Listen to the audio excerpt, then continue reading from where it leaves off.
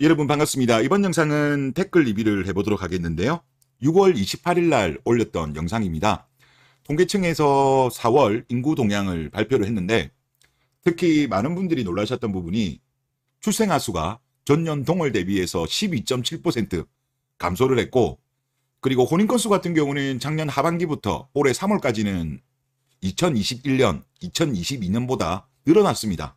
늘어났음에도 불구하고 이번 달 4월 같은 경우는 3월 대비해서 20.44%를 급락을 해가지고 이 두 부분에서 또 많이 놀라셨고, 그리고 이혼 건수 같은 경우도 사실 어떻게 본다면 혼인 건수 자체가 줄어든 지가 많이 되었음에도 불구하고 혼인 건수는 소폭이긴 합니다만은 또 꾸준히 증가하고 있는 이런 모습을 보여주면서 전체적인 댓글 반응은 그랬어요. 뭐냐고 하면, 야, 너무 놀랍다. 어떻게 이렇게 추락할 수 있냐. 더 이상 떨어질 것이 없어 보이기도 하는데도 이렇게 또 더 추락한다는 게 신기하다, 어메이징하다, 그런 반응들이 많았습니다.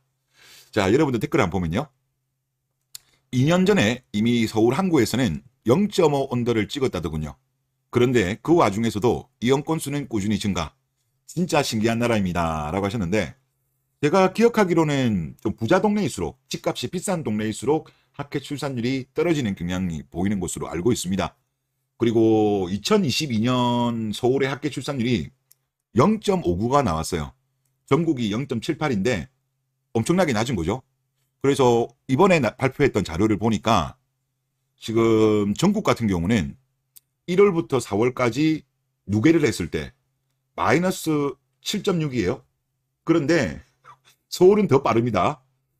9.0%, 전년 1월부터 4월까지 누계를 했을 때 더 빨리 빠져요. 그래서 야, 이 속도로 가면 지금 서울 같은 경우가 좀 느낌에 저는 좀 선행지표 같은 느낌이 많이 들거든요. 그러면 지금 이 트렌드로 가게 되면 0.53, 0.54 올해 아마 이 정도까지도 떨어지면서 아마 충격을 주지 않을까, 그런 생각이 많이 듭니다. 지금 충북을 제외하고는 전국 모두가 지금 출산율이 좀 많이 빠졌습니다. 네. 그리고 다음 댓글 안 보면요. 생각보다 0.7에서 제법 버티네요. 다 부질없는 짓인데 이번 정권 내로 0.4까지는 끌어내려야죠. 0.4요? 자, 계속 한국 남자들 지원하라고 하는데 절대 안 하니 대가를 치러야죠. 라고 했습니다. 그러니까 지금 저도 참 안타까운 게, 아니 지금 거의 한 20년 동안 여성을 우대하는 정책을 펼쳤잖아요. 펼쳤음에도 불구하고 대한민국의 혼인 감소, 저출산 같은 경우는 전 세계 유례가 없는, 뭐 홍콩을 제외하면 전 세계 1등이거든요. 홍콩은 좀 특수 사례니까, 도시국가니까 빼면 사실상 어느 정도 규모 있는 국가에서는 가장 심각한 나라이면 지금까지 썼던 정책이 잘못된 방향이라고 인식을 하고 방향을 바꾸어야죠. 그런데 지금 정부 정책의 방향이라든가 기득권들의 방향, 언론의 방향을 보면 오히려 지금 갔던 길을 더욱더 가속을 하겠다, 악셀레이터를 밟겠다는 그런 방향이기 때문에 지금 여성을 계속적으로 우대하는 거는요, 학계 출산율을 더 떨어뜨릴 가능성이 높아요. 지금 현재 저는 그리 봅니다. 대한민국 결혼 시장에서 여자가 손해가 아니고요, 남자가 손해예요.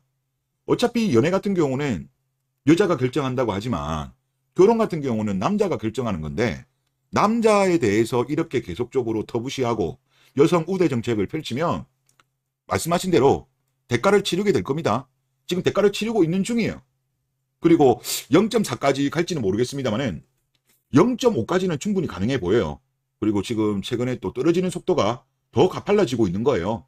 그러니까 어떻게 보면 잘못된 방향으로 가고 있다 보니까 대한민국 2030 남성들이 일종의 보이콧을 하는 거죠.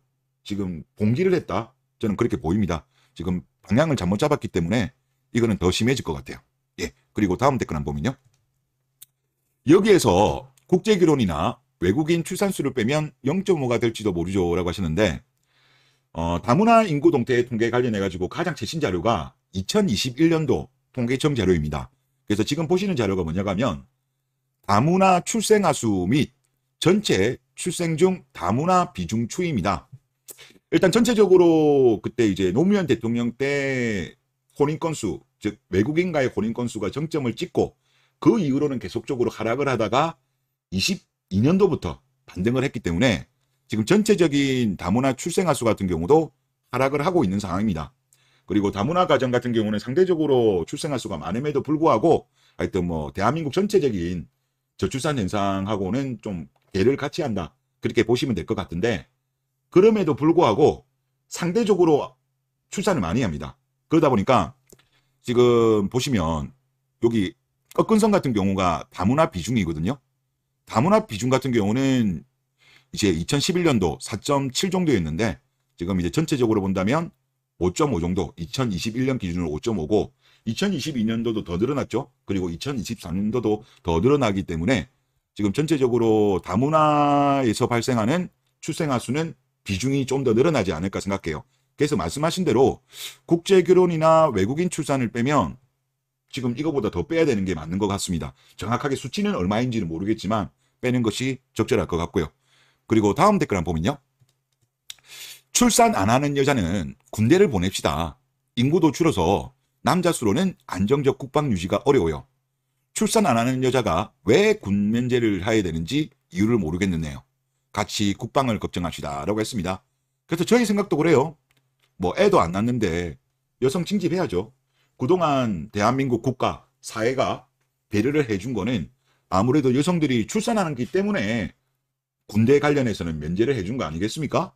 지금 이제 여성들도 걸스 캔 도 애니싱, 양성평등을 외치고 성평등을 외친다면 북유럽처럼 이스라엘처럼 군대를 가야죠. 군대를 가야 되고, 그리고 최근에 좀 언론들이 보면 싱글세 도입을 약간 군부를 지켜요.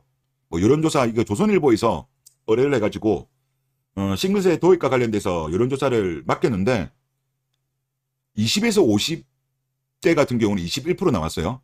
그러면서 일단 반응은 그래요. 여기서 해석하기로는 반대가 엄청나게 많을 거라고 생각했는데 생각보다는 반대가 적네? 이런 반응이에요. 그래서 일단 저는 뭐 싱글세 도입 이거 같은 경우는 저는 반대합니다. 이미 여러 제도로 인해 가지고 간접적으로 지금 시행을 하고 있어요. 하고 있는 거고, 설령 만약에 싱글세를 도입을 한다면 군대 갔다 온 남자한테는 하면 안 되죠. 안 그래도 대한민국 남자들이 독박 징병인데 싱글세까지 남자한테 매긴다? 이거는 제가 볼 때 너무 징벌적이고, 이런 거 하면 할수록 젊은 친구들이 더 결혼 안 합니다. 지금은 압박을 하려면 누구를 압박해야 되냐고 하면 군대도 안 가, 아이도 안 낳는 이 무임승차한 여자들이 싱글세를 부과해야 되는 거죠. 만약에 한다고 하도 남자한테 하면 남자들이 안 그래도 지금 혼인을 안 하려고 하는데 싱글세 부과해보세요. 더 안 합니다. 그래서 만약에 한다면 아이를 안 낳는 군대에 안 간 여성들한테 싱글세를 걷어야 된다. 저는 그렇게 주장하고 싶고, 그리고 지금 돌아가는 분위기를 조금 기사들을 보면 이제 저출산 고령화가 이제 뭐 이거는 뭐 거의 결정이 난 거니까 지금 기득권 쪽에서는 아무래도 사회복지 비용, 보장 비용이 계속적으로 늘어날 거기 때문에 서민들 돈 뜯을 준비를 살살 하고 있습니다. 뭐 아직까지는 당장 큰 문제가 아니지만 한 5년 뒤, 10년 뒤부터는 이게 훨씬 문제가 되기 때문에 이제 돈 뜯을 준비들을 살살 하고 있는데, 하여튼 싱글세 도입하면 남자들 더 결혼 안 할 겁니다. 그거는 각오하셔야 될 것 같고, 그리고 다음 댓글 보면요. 이분은 국제결혼 국입니다. 후기 한번 읽어드릴게요. 제가 댓글에 이것저것 되다 보면 본인이 손해본다라고 경험담을 알려주었습니다. 제가 글을 쓰는 이유는 경험에 의해서 느낀 판단입니다. 작년 9월에 지인 소개로 만나 올해 1월에 국제결혼을 한 사람입니다. 저는 50대 초반, 신부는 20대 후반입니다. 역시 신부가 어리니 자연 임신이 됩니다. 아, 임신을 하신 것 같네요. 결혼한 지 얼마 안 되셨는데 축하드립니다. 제가 만약 한국 여자와 결혼했다면 40대 중반의 여자를 만났을 텐데 과연 자연 임신이 가능했을까요? 라는 생각이 듭니다. 라고 하셨습니다. 그래서 이 출산율을 반등을 시키려고 하면 다문화 가정이 사실 대한민국 출산율 반등의 희망이죠. 대한민국 여성들 지금 아이도 많이 안 낳으려고 하고 결혼도 늦게 하다 보니까 노산이고, 그러다 보니까 둘 가지려고 하더라도 둘도 안 가져지고, 설령 낳는다고 하더라도 건강하진 아이가 나올 가능성이 높기 때문에 이런 다문화 가정이 계속적으로 저는 추세적으로 늘어나지 않겠는가 그렇게 생각되고, 대한민국 출산율 반등의 마지막 보루가 아닌가 그 생각이 많이 듭니다. 뭐 일단 우리나라가 이민을 적극적으로 받아들이면 이제 딴 이야기겠지만 그 전까지는 다문화 가정이 아마 큰 도움을 줄 것 같습니다. 예, 다음 댓글 보면요. 별로 충격적이지 않습니다. 어, 하여튼 뭐 지금 이렇게 간다고 예상하시는 분들이 꽤 많으신 것 같아요. 0.5 이하로 떨어져야 나라가 망하는 느낌이 나면서 신선할 것 같습니다. 라고 했습니다. 지금 나라 망하는 쪽으로 지금 계속 가는 거야. 지금 여자를 계속 올려치면 안 된다니까? 결국은 여자들은 올려쳐줘봐야 죄다 하이퍼가미만 하잖아. 동지로만 하더라도 이게 이까지 상황까지는 안 왔다니까요. 여자를 계속 올려치고 좋은 직장을 가지고 군 가산점 없애버리고 여성 가산점 하고 여성 할당제 하고 이러니까 여자들 좋은 직장을 가지게 되잖아요. 그러면 그들이 본인하고 비슷한 수준의 남자만 결혼하면 문제가 안 되는데 죄다 위쪽에 있는 남자들만 쳐다보고 있으니까 지금 그 남자 수는 얼마 안 되죠. 그러니까 이제 매칭되는 사람이 얼마 안 되고 어중간한 여자들은 그럴 바에는 그냥 결혼 안 하겠다. 그리 가버리니까 지금 이 사단이 난 거 아닙니까? 그래서 저는 제가 볼 때 이거는 정부 정책의 실패입니다. 국가적으로 계속적으로 여성을 우대하는 정책을 펼친 대가라고 생각되고, 그리고 저는 좀 한편은 놀라운 게 뭐냐면 말들은 지금 이 저출산 문제가 막 심각하다 말은 해요. 말은 하는데 실제 이제 행동을 보면 엄청 느긋합니다. 오히려 서구라든가 일본 같은 경우는 그래도 뭐 1% 초반대인 나라들도 보면 적극적인 여러 가지 정책을 펼쳐요. 대안을 내놓고. 근데 우리나라 같은 경우는 말은 그냥 뭐 지금 큰일 난 것처럼 말은 하지만 뭔가 나오는 게 없어. 대한민국이 전 세계에서 가장 빠른 빨리빨리 문화잖아요. 그러면 나와야 되는데 안 나와. 이거는 제가 볼 때 뭐냐, 말은 걱정한다라고 하지만 행동을 보면 별로 신경 안 쓰는 거야. 그냥 뭐 애들 뭐 니네들 뭐 젊은 애들 애 안 낳겠다고, 그래 낳지 마. 우리 이제 때 되면 그 생산 가능 인구 많이 줄고 경제 활동 인구 많이 줄면 그때 뭐 이민 받을 거야. 그러니까 뭐 걱정 안 하는 거예요. 정말 걱정한다면 여러 가지 지금 정책이 나와야죠. 근데 안 나오잖아. 말만 저렇게 하고. 그러면 결국은 이민 쪽으로 지금 가는 거예요. 대한민국의 기득권들은 뭐 2030들 뭐 남자들 취업 안 되고 혼인 안 하고 이런 거 관심 없는 거야. 니네들 애 낳지 마. 그래. 이민 받지 뭐. 이렇게 가는 거라고 보시면 될 것 같습니다. 그래서 대한민국에 대해서 너무 기대하지 마세요. 저도 뭐 포기했습니다. 포기했고 그냥 뭐 돌아가는 흐름이나 이야기하는 거다. 그렇게 봐주시면 될 것 같습니다.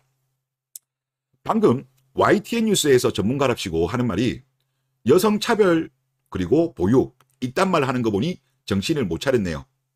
하여간 그 세대는 지금 이제 대한민국의 헤게모니를 잡고 있는 게 586 세대잖아요.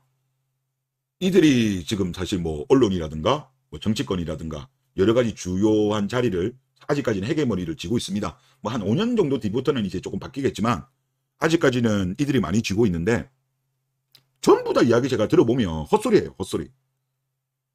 지금 계속 여성을 올려치자는 거잖아. 여성 우대 정책을 계속 하자는 거잖아. 그러면 더 망하는 거야. 더 망하는 거야. 근데 지금 보면 전부 다 그 소리거든요.